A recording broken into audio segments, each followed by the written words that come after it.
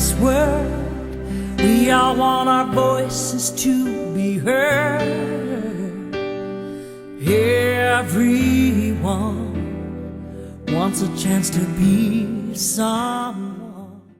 Well, welcome everyone to another one of the interviews with the inductees for the CARB Hall of Fame, and we've got Ted Hall here. And Ted, let me be the first to congratulate on your nomination to be inducted into the CARB Hall of Fame. I know you've got to be pleased with that. Yeah, thank you very much, and yes, it is quite an honor. My family has a long history with CARB. My dad was a officer at around the inception of CARB back in, I think, in the 50s. Yeah.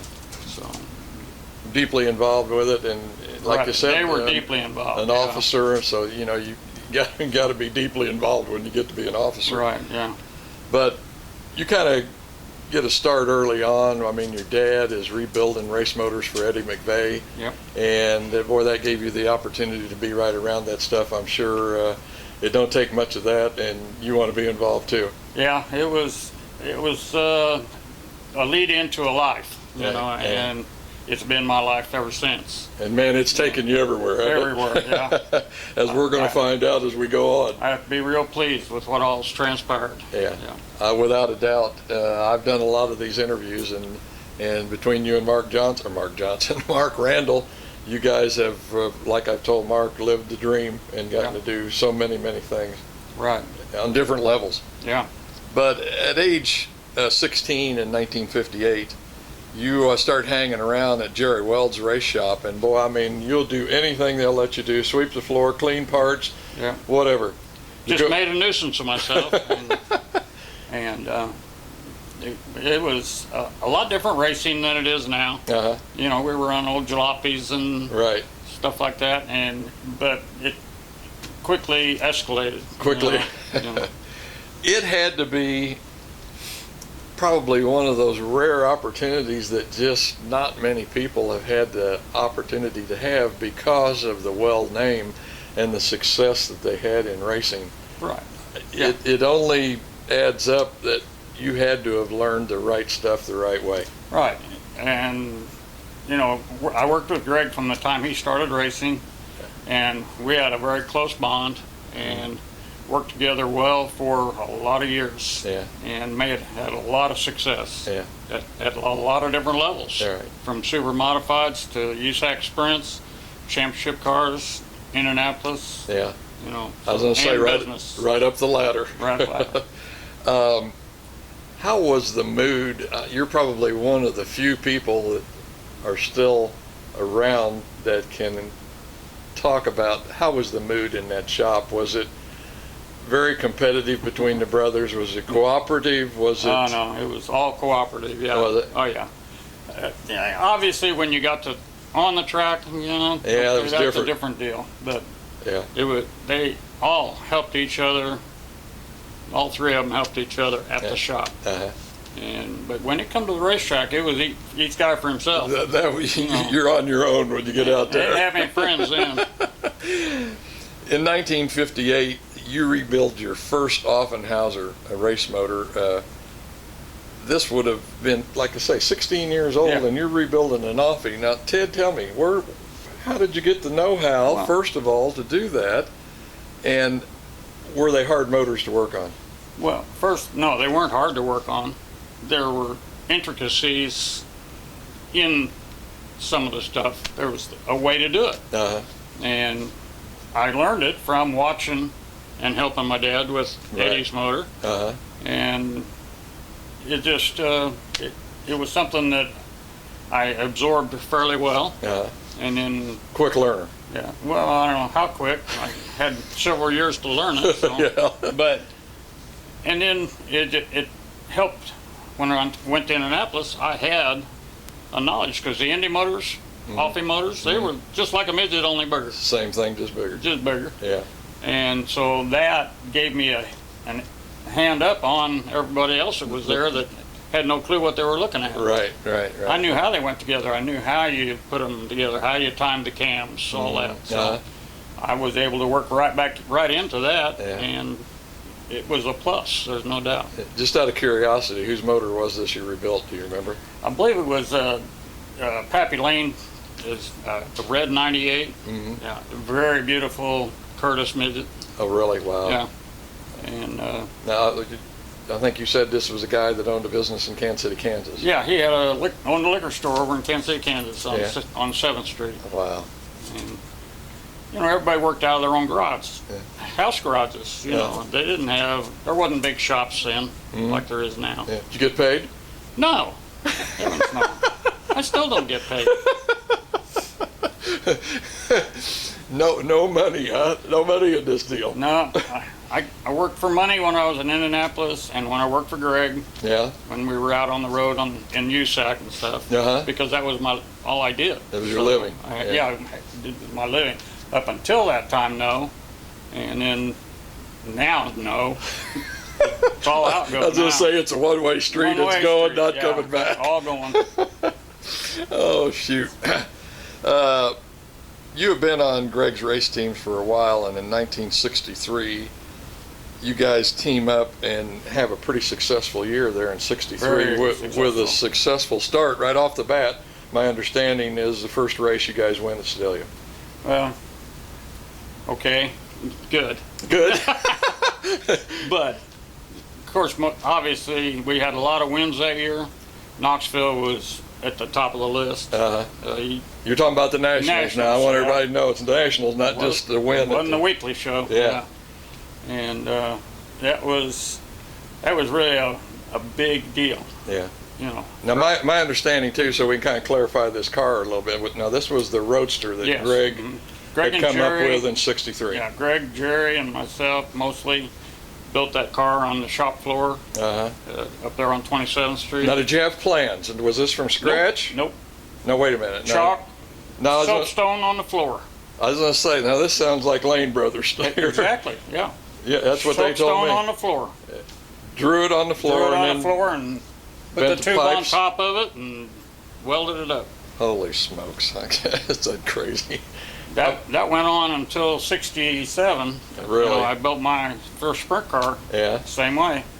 Oh, my goodness. That sounds crazy. But anyway, Yeah. a lot of success with that car. And then you Yeah. guys come back in 64, if I remember right, you told me, and Greg kind of refines it a little Well, and it was adds a pretty few. good, Yeah. but we had issues at Knoxville that year, and Yeah. he had to start last. I remember There was that. a little bit of a riot. There was some Yeah, things going on. yeah. I've heard this story. Go ahead. He had to start last and was a very few feet from passing Kenny for the lead Yeah. at the end, and it went nonstop, which made it even more impressive to run. Right. But that was 63-4. That was the last time that we seriously ran the Nationals with Greg. Mm-hmm. Now, he did run it a couple more times, but we went USAC the next year. Right. So we weren't back there until maybe 75. And that was like 64. Was that the year Greg won the USAC championship? No, he won it in 67? Okay. He won second in 65, Okay. lost the championship to Rutherford by a point and a half Oh my gosh. on a whole season. Wow. In our rookie season. In the rookie season. Yeah. Man, oh man, oh man. 21 years old at that point.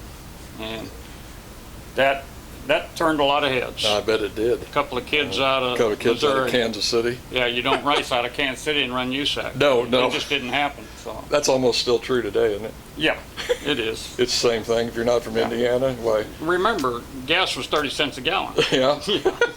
So you could travel a long ways on a few bucks. On a few bucks. Yeah. In 1966, you decided to build a race car for yourself, Yeah. but finances are kind of tight, and you decide that you don't really have the resources to drive it because you Right. need to make money with it. Yeah. So you decide to do some other drivers. Who were some Yeah. of the drivers that drove that car Well, that year? J.L. Cooper drove it to begin with, and then Jay Woodside got in it about the 4th of July. And for the remainder of the time that I had it, which was 66 and 67. And No, excuse me just a minute, Ted. Was this a Roadster also? no, This was a sprint car. Watson copy sprint car / super modified. Oh, okay. Because at Knoxville you could not run a sprint car.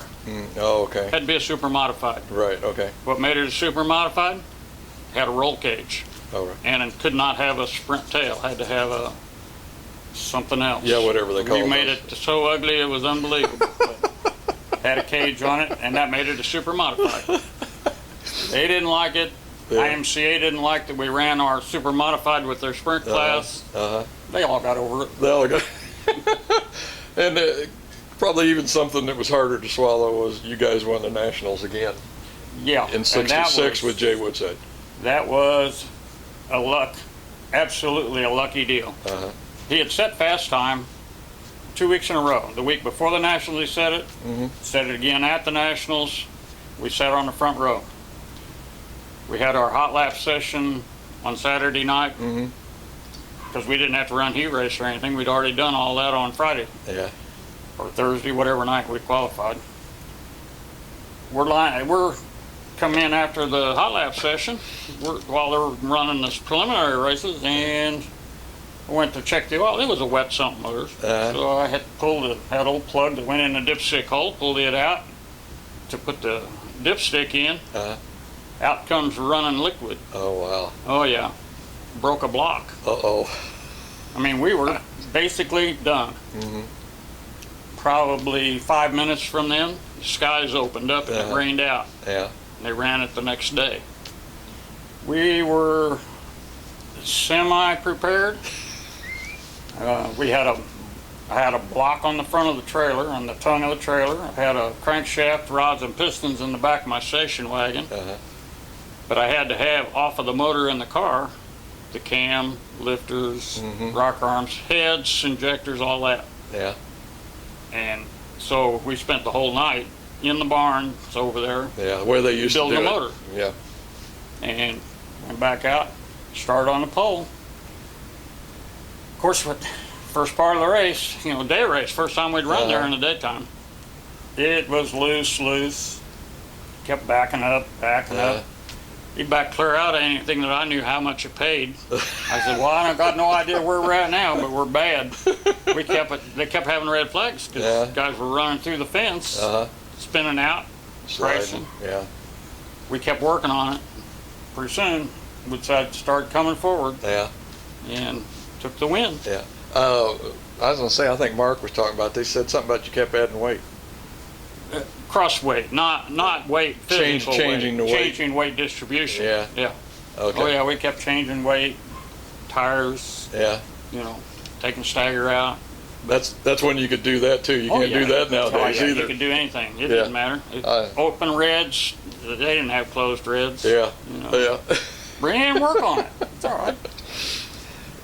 Now, just a year or two later, 67, 68, you build another car for Gary Swenson. Right. And here we are again. Ray Lee Goodwin goes to Knoxville and he wins the Nationals. So that's, 3 out of 4 or 5 years? Yeah, 3 out of about 5. Yeah, Kenny Weld won at least one of the other ones, maybe two, maybe both of them. Okay. But you're involved in the championship winning team 3 out of 4 years. 5 years. Maybe 5. 5 years. Man. Yeah, it was a good run. That's an accomplishment, buddy. Yeah, thank you. I mean, that's It was, makes you scratch good. your head a little and think about that. I mean, that is unbelievable. Yeah. Wow. That's the only cars I ever built totally from scratch. All right. Just some tubing and some straight tubing, and here we go. Wow. That's all I can say. I'm getting choked up. 1969 brings a big change for you and your family as you guys are sort of passing through Indianapolis and you're at Grant King's shop, and of course he's had an accident with one of his cars. Right. And can you fill me in on a little bit about that? Greg and I went to Indianapolis he was supposed to have a ride with Granatelli at the Speedway. So we went up for the month of May. Yeah, we get there, and the car that he was supposed to run was involved in a pit fire at Hanford, California, probably the middle of April. And so it was Grant King's, it was a car that he had, but he was running the STP banner. So we went over there and we're working on it, just hanging around really, because Greg was supposed to be driving that. Well, long story short, that didn't happen. And so, but I was working on the car, took care of getting the paint peeled off and ready to paint, did some other stuff, and they saw that I knew a little bit about what race cars were about. And of course, Grant King was into sprint cars. You know, he built a lot of sprint cars. So, and we kept the sprint car there, and you know, we'd work on it out in the street, you know, during the week. And so, by the end of the month, or by the time we got ready to go to the racetrack, I was on the crew because they needed help. Right. So I was on the crew. Never been there before, other than to watch when I was 10 or 12 years old, maybe. But he asked me to, would you stay on? Yeah, okay. So I called my wife and said, well, how you feel about moving to Indianapolis? And she said, well, I guess. It pays money. Yeah.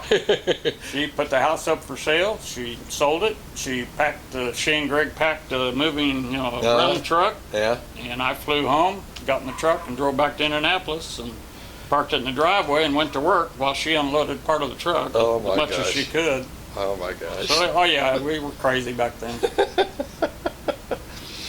You know, in '69, and I didn't know anything about this, hadn't heard anything until we were talking on the phone the other night, but man, you're involved in a little deal that involves the Colorado mountains. Yeah. And Pikes Peak, and a little driver that we all was a household word around America back in those. Tell us about that. Right. We had a Pikes Peak car at Grant's. That it's a specialty car. That's all it's good for. It's not good for anything else. Well, Al Unser was supposed to drive the car. That's the year that he broke his foot on a mini bike right before the speedway. Well, this car you had to shift it, and so he couldn't run it. So he was on the same team as Mario at Bells, Militich, and Parnelli Jones. Right. So Al said, well, Murray, would you like to drive it? He said, what do I know about driving it? He said, we'll teach you. And so we went to Pikes Peak with the guy that never sat in one, and lots of help.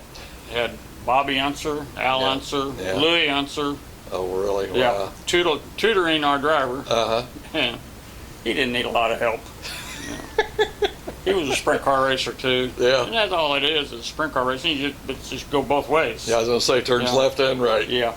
Yeah. What do you remember by any chance the first time he really got out there and did that? Did he have anything to say when he came back, or not? No, not really. It wasn't nothing to him. No, it wasn't nothing. I mean, those guys, they don't. Those guys back then, the Bobbies and Al's and Mario's, Foy. They drive anything anywhere. Drive anything anywhere. It didn't matter. And enjoy it no matter how bad it was. Yeah. And he ends up winning the race. I don't know if we said that or not. Won the hill climb, yeah. Now, was this for his class overall? That was the championship class, but it was the fastest of everything. The top class. Right. Wow, that's pretty neat. Goodness gracious. Today, it's a lot different. The types of cars they run today are so much different than back then. Yeah, four-wheel drive, some of them. Oh, almost all of them. Yeah. Big turbo motors and stuff like that. Yeah. Quite a thrill, though. That had been fun. It was an experience that I'll never forget. Yeah.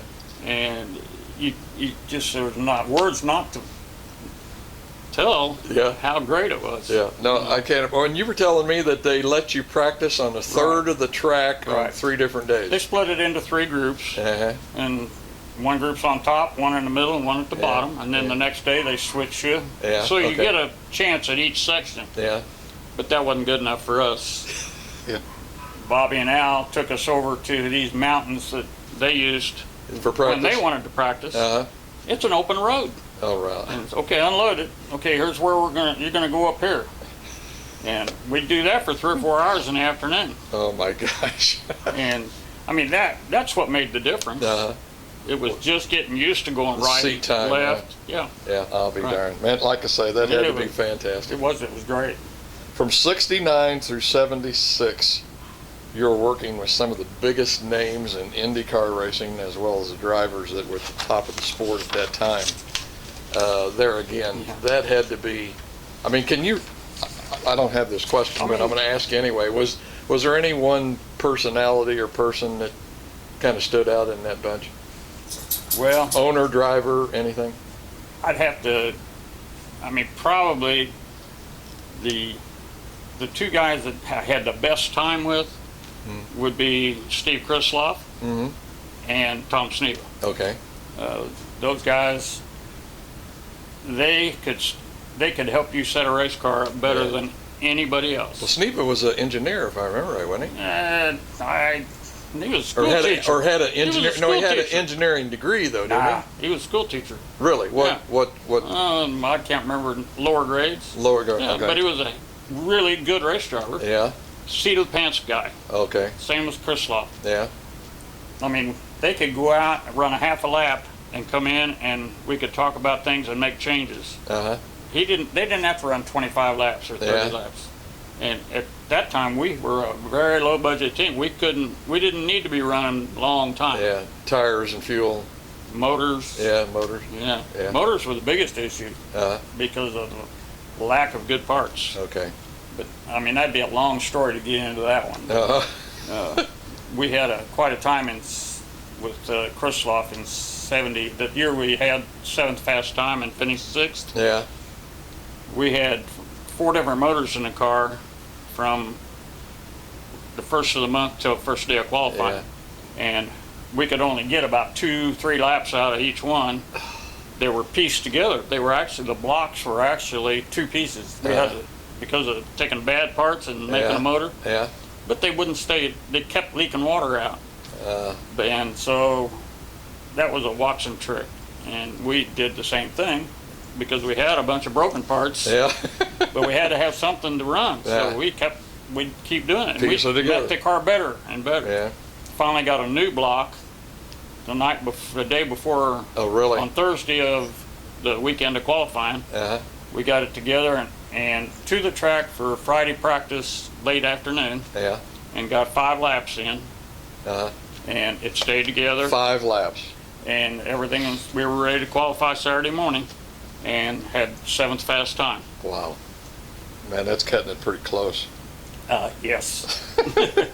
Pretty close, and actually going out there with equipment that you don't know what it's going to do Right. either, and didn't have the opportunity, like you say, to run the practice laps to find out. But That's where Krisloff was really good. We Yeah. could run a half a lap and he could tell we needed to change some things, change this, change that, and Right. that's what we did all week long. right, Plus change the motor every night. got to have that connection. Got to have that connection. In '77, Kansas City starts calling you back, and you take on duties as the weld wheels running The plant, the warehouse, the plant. manufacturing plant. yeah. Manufacturing plant, okay, Mhm. excuse me. And at the same time, you're also the track manager at I-70. And now, wasn't that Couple when it years was later, dirt? A couple years later, that didn't start until about 80 or 81, Okay, somewhere in there. right, okay. We did have a couple years off. We didn't have to do the dirt deal, the racetrack thing. But we were building a new plant and Yeah. everything else then too. Yeah. That's when we moved from the small shop on Truman Road To the bottoms, to the Mulberry plant. yeah. How many employees were involved in that, Ted? Well, at that time it was low. Only probably had, when we left Truman Road, there might have been 15, Yeah, and then of course that's how it started at Mulberry. Went up to 200. wow, wow. And then this deal at I-70, I know when I was talking to you, I said, man, that had to involve a lot of work. And you started listing things that you were doing out there. It had to, I mean, built concrete walls. yeah, Had one of the first places where they videoed or did TV. Had to build TV stands for their cameras. yeah. I mean, plus taking care of the racetrack and all this. So. Right, I was going to say, Yeah, you were it water. was a lot of work. Yeah, water- built water trucks, wa- ran the water truck. Yeah. Helped Herschel get the dirt the way it needed to be. Yeah. And spent a lot of long days out Yeah. there. Do you have a favorite race you remember from the dirt track days? No. I mean, I was out there several times. One of mine, Yeah. if you'll give me a minute, was one of the big late model races that they had out yeah. there. I don't remember, NDRA, yeah. but that was some of the fastest.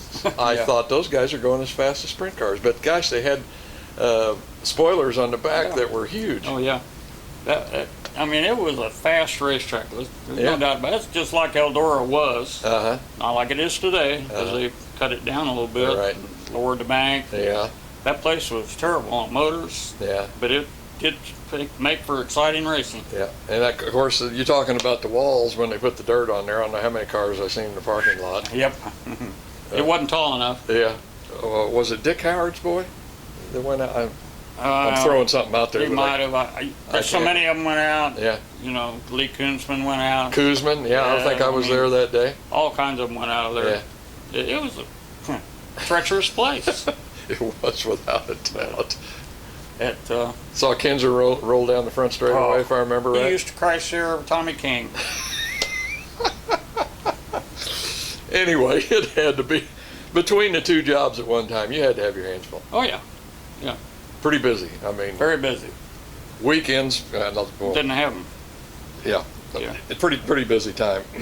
For a while, you're on the sidelines of racing, running a personal business. Well, I think Right. you said you had a Yeah. repair shop, if Yeah. I remember right. Right. So you're kind of out of it.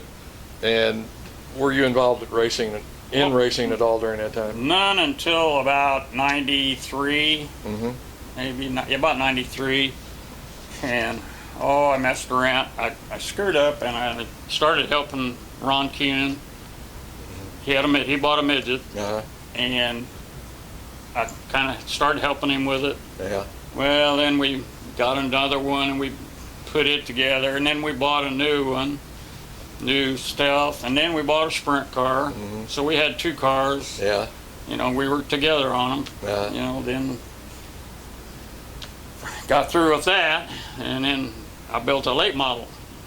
Mitchell Moore drove the sprint car, my sprint car, the last year. Ron got hurt a little bit Uh-huh. in a couple places, and so then Mitchell started driving it. Well, I decided that we needed to go late model Yeah. pavement racing. Oh my gosh. So I built a late model for I-70. Mhm. We ran I-70, Bolivar, and Yeah. Lebanon. Lebanon. Yeah. I-44 For now, 2 or whatever years. it's called, For yeah. 2 years we did that. Uh-huh. Well, at the end of that time,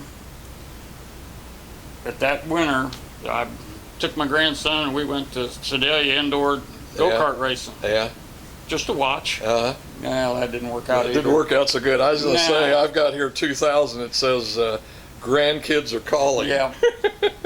Yeah. We went and watched one night, and Yeah. we brought one home. Oh. And it just went downhill from there. Yeah. I know you've had that opportunity now for, well, this is 2015, but just completed the 2014 season. But you've had that opportunity now for 14 years, and one of the questions I had was, is it any tougher, Ted, when you know it's your grandkid in the car? Not really. You gotta, there's things that are more so, but not really, Uh-huh. because they're supposed to know what they're doing.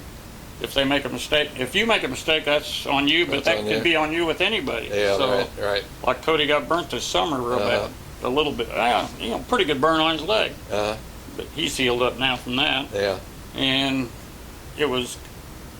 the happening was a bad deal, but why he got burnt, that was on me. Uh-huh. And obviously we've changed that since then. All right. But that was a deal that I'd run for 15 years the way Really? the fuel was plumbed. Uh-huh. Well, it was a bad idea, as it turned out. Just took 15 years to find out. Yep, yep. But yeah, I probably worry more about Casey than I do Cody. Uh-huh. He's pretty sharp. He doesn't do a lot of things that will put himself in Bad harm's spot, way. yeah. That's the thing you got to do with open wheel Yeah. racing, it seems like. Yeah. I mean, you got to be aggressive, but Yeah. you can't be aggressive to the point where you put yourself in. I used to worry a lot about Casey, but now she's doing a much better. She's doing a really good job Yeah. of knowing where she's at. Yeah. Yeah. I mean, So- that's got to be almost like icing on the cake. Oh yeah. I Without mean, doubt. with the career you've had and the people you've raced Right. with, and then to get to see your grandchildren grow And win. in that situation and win. In fact, I think you told me Cody won his first national ASCS. ASS National Tour race in 2012. Yeah. 2012. Where was that at? Lucas at Lucas Oil? yeah, Wheatland. Wow. And that's not something you do very often. Yeah. You know. Yeah. And I seen him win at Valley this year in a midget. Oh yeah, yeah. And Yeah, he loves midget. yeah. So Is he going chili ball? no, I reined it out. You right? Okay. It is 316 cars. Uh-huh. It is such a crapshoot, It is. and I got too much to spend this winter Uh-huh. getting the sprint cars ready. Right. It would cost me myself $1,500 to go down there. Yeah. Well, I didn't have an extra $1,500 to do. Yeah, no, I so I understand. said, nah, we're not going to go. Yeah. I thought about it, and then I thought, nah, that's a stupid thing to do. Being around sprint car racing as long as you have, is it more difficult now to tune on these cars than it was when you started out, say, with Greg? It's no harder to tune them. It's more expensive to get the horsepower Yeah. because of all the motor builders that are charging $35,000, $40,000, $50,000 for motors. Mm-hmm. I have to build my own, so I don't have dynos. I don't have this, that. Mm-hmm. My dyno's on the racetrack, Right. and I cannot afford to go buy horsepower. Yeah. So that puts us a little behind the 8 ball, but we're not that far off. Mm-hmm. But there's definitely cars with a lot more horsepower. I was going to say, when you do win, then it It's gives you that much more enjoyment yeah, absolutely. to know that it all Yeah. came from you guys. And it comes down to the track. Yeah. You can win on a certain track, Uh, and there's some tracks that horsepower is you're not the going to. answer. Yeah. I asked you this when I talked to you on the phone last night. Is there one moment, I mean, with so many things that you've done in your racing lifetime, is there one moment that stands out? Well, obviously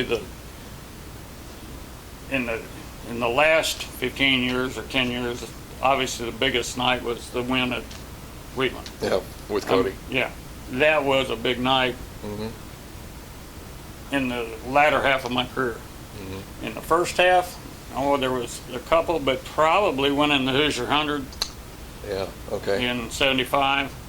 That was a big deal. Now, who was driving on that? Jackie Harrington. Jackie Howard. It was a car that Jackie and I built at night after we got done working on the championship, speedway cars. Uh-huh. Then we could build this dirt car. Yeah. George let us build one, and he supplied the parts, and we had to build it. Yeah.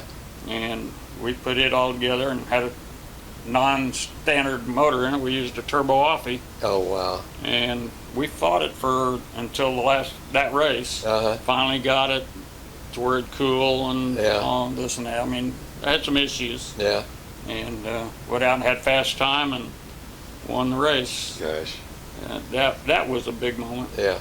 And I mean, there was a lot of them, but that was a big one. Yeah. That was a lot of fun. Well, Ted, just let me say again, I want to congratulate you on being inducted into the Carb Hall of Fame, and pretty much like I told Mark, very deserving. I mean, I do a lot of these interviews, and I can't think of too many more people that have got a loaded resume. I mean, you've went from the shops, little race shops here in Kansas City, to the big race shops in Indy and back. And had success along the way. So, like I say, Ted, congratulations, man. Thank you. Appreciate it. Okay. You bet. We all have dreams we need to dream, but sweeter than every star you can reach is when you reach and find you found someone. You'll hold this world's most priceless thing, the greatest gift this life can bring. If you can look back and know you were loved, you were loved by someone, touched by someone, held by someone, meant something to someone, love somebody